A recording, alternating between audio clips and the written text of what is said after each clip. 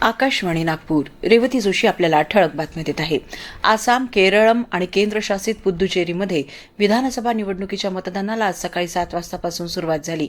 आज आसामच्या 126, केरळमध्ये 140 आणि पुद्दुचेरीमध्ये 30 जागांसाठी मतदान होत आहे. पंतप्रधान नरेंद्र मोदी यांनी नागरिकांना मतदान करण्याचं आवाहन केलं आहे.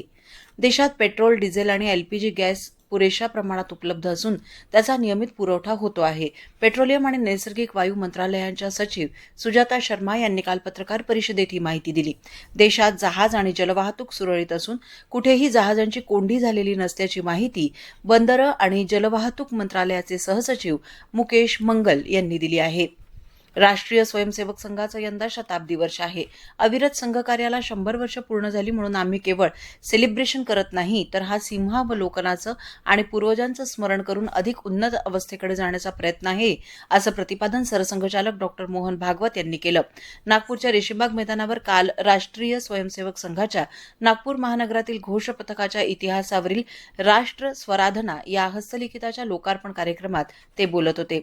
राज्यभरात मोठ्या प्रमाणावर होत असलेलं अवैध उत्खनन आणि नियमबाह्य स्टोन क्रशरवर नियंत्रण मिळविण्यासाठी राज्य सरकारनं मोठा प्रशासकीय बदल करण्याचा निर्णय घेतलाय.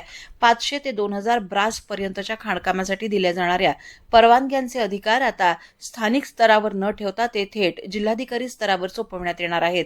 यासाठी नियमांमध्ये बदल करण्याचा महत्त्वपूर्ण निर्णय महसूल मंत्री चंद्रशेखर बावनकुळे यांनी घेतला.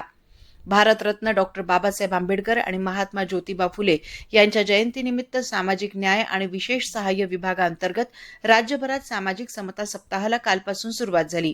येत्या 14 एप्रिलपर्यंत चालणाऱ्या या सप्ताहात विविध प्रबोधनात्मक आणि समाजोपयोगी उपक्रम राबवण्यात येणार आहेत. दरम्यान या सामाजिक समता सप्ताहामध्ये 9 एप्रिल रोजी केंद्र शासनाच्या स्टँड अप इंडिया योजनेत अनुसूचित जाती आणि नवबौद्ध समाजाच्या घटकांकरता मार्जिन मनी उपलब्ध करून देण्यासाठी कार्यशाळेचं आयोजन करण्यात आलंय.